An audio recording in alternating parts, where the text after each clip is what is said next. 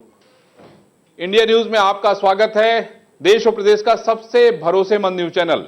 और आज हम आपको मिलवाने जा रहे हैं उत्तराखंड के नेता प्रतिपक्ष प्रीतम सिंह से, जो अपनी बातों को बेबाकी से कहने के लिए जाने जाते हैं। प्रीतम जी, इंडिया न्यूज में आपका बहुत स्वागत है। जी धन्यवाद, नमस्कार।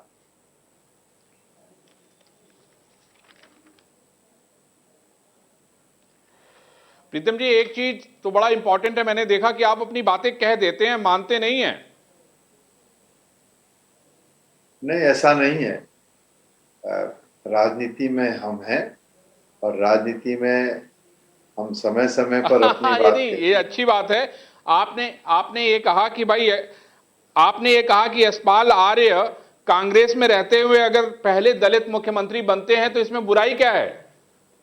ये कहना तो बड़ा महत्वपूर्ण है प्रीतम जी, इसीलिए मैंने कहा कि आप अपनी बातें कह देते हैं। स्वाभाविक बात है।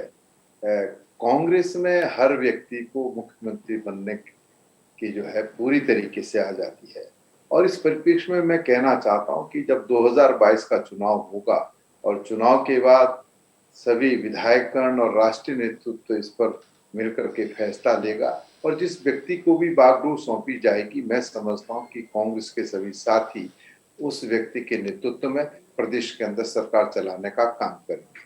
और इसीलिए मैंने कहा कि भाई कांग्रेस में प्रत्येक विधायक को जो है मुख्यमंत्री बनने के लिए पूरी तरीके से स्वतंत्रता है।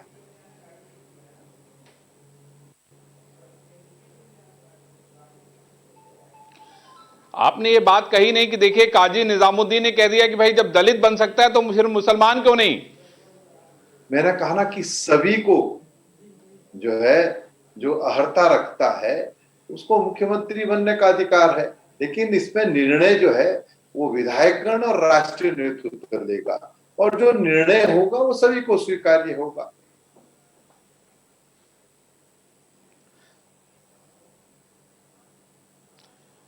प्रीतम सिंह मुख्यमंत्री बनना चाहते हैं कि नहीं बनना चाहते। मैं बड़ा स्पष्ट करना चाहता हूं। मैं जो आपने कहा कि मुख्यमंत्री जो है दलित हो या कोई अन्य व्यक्ति हो, मैं समझता हूं कि इस परिप्रेक्ष्य में इतना बहुत है कि जो हमारे विधायकगण हैं, जो हमारे राष्ट्रीय नेतृत्व हैं, वो तय करेगा कि किसको जो है ये बागडोर सौंपनी है। मैं समझता हूं कि जिसको व्यक्ति को भी सौंपी जाएगी सब लोग उसके साथ लाभप्रद होने का काम करेंगे।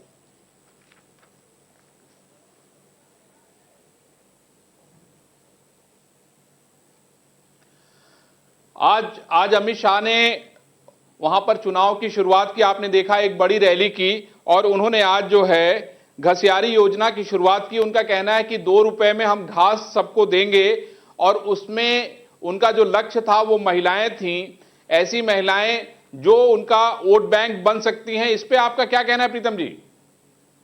देखिए, देश के गृह मंत्री उत्तराखंड आए हैं और उत्तराखंड राज्य के अंदर 17, 18, 19 अक्टूबर को बेमौसमी बरसात हुई, जिससे भारी तबाही राज्य के अंदर हुई। हम समझते थे कि गृह मंत्री जी पूर्व में भी आए और आज फिर से आए हैं, तो निश्चित रूप से इस आपदा से निपटने के लिए राज्य सरकार को, केंद्र सरकार कोई पैकेज देगी, उसकी घोषणा गृह मंत्री जी करेंगे। लेकिन गृह मंत्री जी द्वारा इस कोई बात ना कहना या कोई पैकेज ना दिया जाना, मैं समझता हूं कि उत्तराखंड के लोगों के साथ निश्चित रूप से सत्ता में बैठे हुए लोगों ने विश्वासघात करने का काम किया है। घसियारी योजना भी जो है डबल इंजन की सरकार को तब याद आ रही है जब हम 2022 के चुनाव में जा रहे हैं। इस सरकार द्वारा जो 2017 का विधानसभा चुनाव हुआ था, उस वक्त जो वादे किए गए थे उनमें से एक भी वादा पूरा नहीं किया गया है। और आज निश्चित रूप से भारतीय जनता पार्टी का राष्ट्रीय नेतृत्व भी और उत्तराखंड की सरकार भी इस बात को समझ रही है कि 2022 में भारतीय जनता पार्टी का उत्तराखंड राज्य से सफाया होने जा रहा है।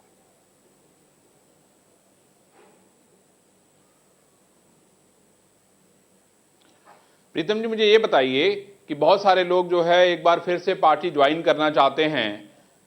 कौन कौन लोग आपके संपर्क में हैं। एक दिन आप लोगों ने यात्रा कर ली, एक साथ दो लोग आपके साथ दिल्ली चले गए, बड़ी चर्चा हो गई।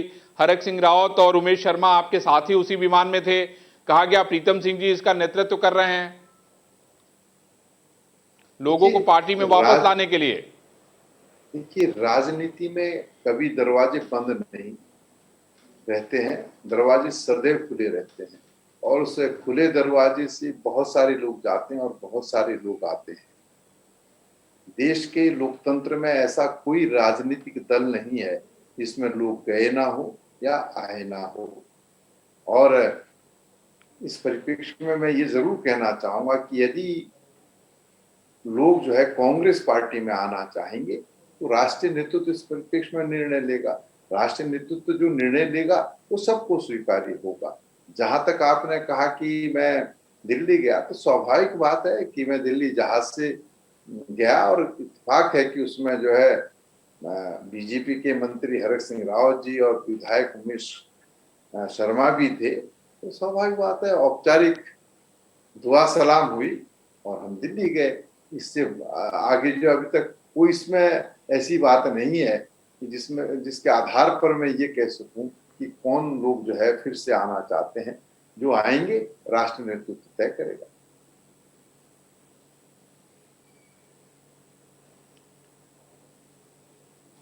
लेकिन मैं अभी हरीश जी से बात कर रहा था 2 दिन पहले, तो हरीश जी ने कहा कि भाई ऐसे लोग जिन्होंने धोखा दिया है कांग्रेस से, उनको भी उनकी पहचान करने की जरूरत है। देखिए हरीश राव जी हमारे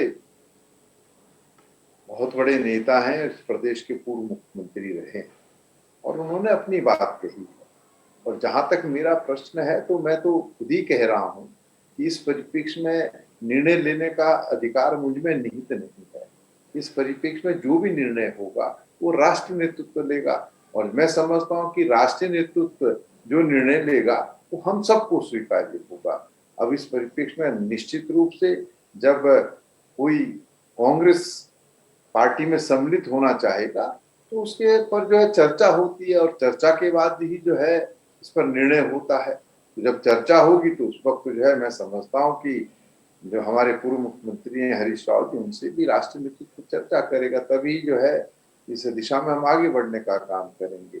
लेकिन अंतोगत्वा जो निर्णय राष्ट्रीय नेतृत्व लेगा वो सबको स्वीकार होगा।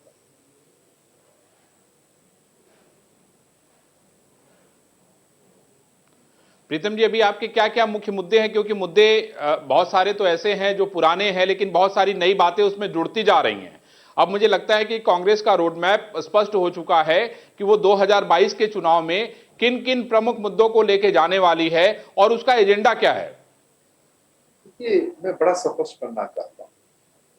2017 का विधानसभा चुनाव हुआ। उस विधानसभा चुनाव में देश के प्रधानमंत्री जी से लेकर के तमाम भारतीय जनता पार्टी के शीर्ष नेतृत्व ने उत्तराखंड की सरजमी पर आकर के बड़े बड़े वादे उत्तराखंड के लोगों से किए, लेकिन उनमें से एक भी वादा सत्ता में बैठे हुए लोगों ने पूरा नहीं किया।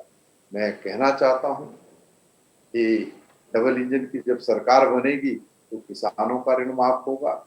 2022 तक किसानों की आय दुगनी होगी, लेकिन ना तो ऋण माफ हुआ ना किसानों की आय दुगनी, बल्कि केंद्र की सरकार ने 3 काले कानून किसानों पर थोपने का काम किया, जिसका किसान पुरजोर तरीके से आज भी दिल्ली की सीमाओं और देश के भिन्न भिन्न हिस्सों में जो है विरोध प्रदर्शन करने का काम कर रहे हैं। लगभग 600 से ज्यादा किसानों की शहादत हो गई है, लेकिन सत्ता में बैठे हुए लोगों के कान पर जूं तक नहीं रेंग रही है। आज उत्तराखंड का किसान भी आहत है। इसी तरीके से बेरोजगार साथियों से वादा किया था कि डबल इंजन की सरकार बनेगी, हम बेरोजगार साथियों को रोजगार देने का काम करेंगे। और मैं कहना चाहता हूं कि डबल इंजन की सरकार गठन में नौजवान साथियों का बहुत बड़ा योगदान रहा, लेकिन आज वो अपने आप को ठगा हुआ महसूस कर रहे हैं। नौजवान साथी जब सरकार से रोजगार मांग रहा है तो पुलिस बल के माध्यम से उनका दमन करने का काम सत्ता में बैठे हुए लोग कर रहे हैं। आज हालत यह है कि देश में सबसे ज्यादा बेरोजगारी की दर अगर किसी राज्य के अंदर है तो वो राज्य उत्तराखंड राज्य है। सत्ता में बैठे हुए लोगों ने ये भी कहा था कि बहुत ही महंगाई की मार अब की बार भाजपा सरकार, और लोगों ने इसमें विश्वास व्यक्त किया, सरकार बनी।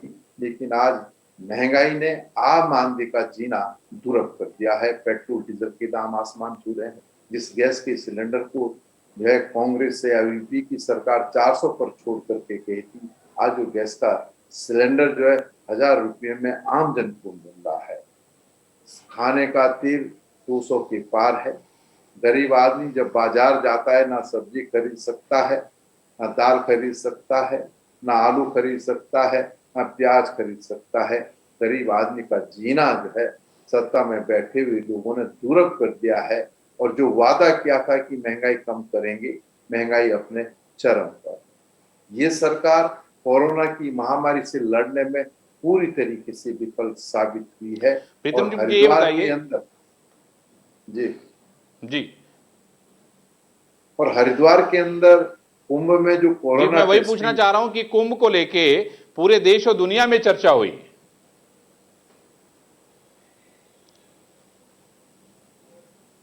प्रीतम जी, आपको मेरी आवाज सुनाई पड़ रही है? मैंने कहा कि जी हरिद्वार जो है, हरिद्वार का जो कुंभ जी था वो बहुत चर्चा जी में था। और आपने देखा कि किस तरीके से जब वो विवादों में आया तो उसने त्रिवेंद्र सिंह रावत की एक तरीके से बलि ले ली।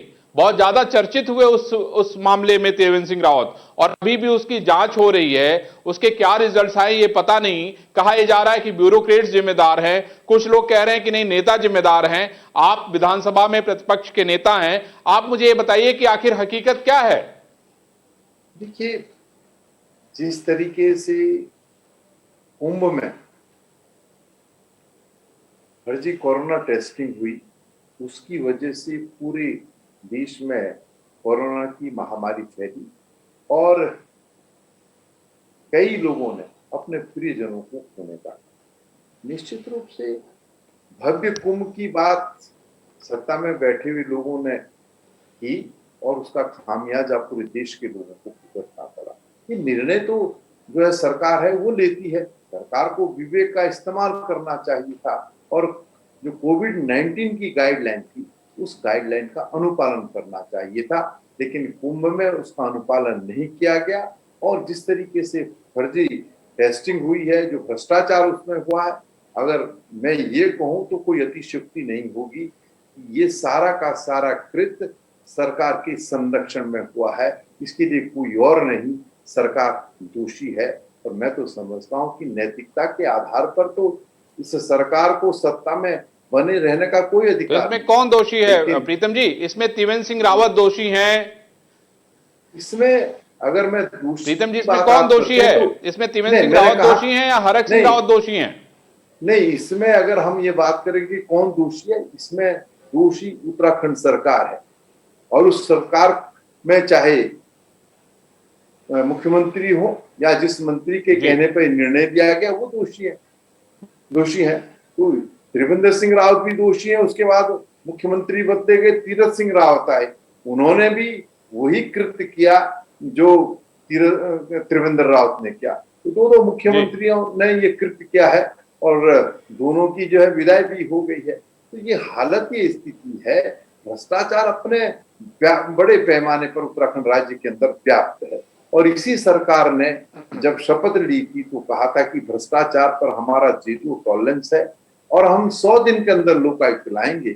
लेकिन आज हम फिर से जो है 2022 के चुनाव में जा रहे हैं, लेकिन लोकायुक्त का कहीं अता पता नहीं है। तो सीधा स्पष्ट परिलक्षित होता है कि सरकार भ्रष्टाचार से नहीं लड़ना चाहती है और इसीलिए लोकायुक्त यहाँ पर विद्यमान है। तो मैं कह सकता हूं कि कोरोना की महामारी को फैलाने में उत्तराखंड राज्य की सरकार पूरी तरीके से दोषी है और कटघरे में खड़ी। प्रीतम जी, मुझे ये बताइए, विधानसभा में आपने ये घोषणा की थी अपनी संपत्ति को लेके कि भाई आप मेरी संपत्ति की जांच कोई करना चाहे तो कर सकता है। आपकी घोषणा के बाद चाहे आपकी पार्टी के लोग हों चाहे भारतीय जनता पार्टी के लोग हों, किन लोगों ने पहल की कि भाई नहीं हम अपनी संपत्ति बताएं, लोगों के सामने खुल के बोलें कि नहीं हमने जो है इतना पैसा, इतना धन, इतनी संपत्ति कमा के रखा है? देखिए, मैं बड़ा स्पष्ट करना चाहता हूं कि जब जब देश के अंदर इस लोकतंत्र के तहत चुनाव होता है तो हम अपनी संपत्ति को जो है वो सबके सामने रखने का काम करते हैं, उसका डिक्लेरेशन करते हैं। और मैं तो कहना चाहता हूँ कि राजनीति व्यक्ति ने अगर कोई भ्रष्टाचार किया है तो भाई जब हम राजनीति में प्रवेश हमने किया तब हमारे पास क्या था, और जब हम राजनीति में आगे बढ़े तो हमने क्या पाया है, इसकी जांच कराए सरकार। हम कहाँ कह रहे हैं भ्रष्टाचार पर जीरो टॉलरेंस की बात जिन लोगों ने कही थी उनकी नैतिक जिम्मेदारी बनती है वो भ्रष्टाचार को कम करने के लिए लोकायुक्त लाते। ना लोकायुक्त का कहीं अता पता है, ना सरकार में भ्रष्टाचार को के खिलाफ लड़ने की क्षमता है। इसीलिए मैं कहना चाहता हूँ यदि किसी ने भ्रष्टाचार किया है तो मैं सत्ता में बैठे लोगों से कहना चाहता हूँ कि वो उसकी जांच कराएं और उनके खिलाफ कार्रवाई करें।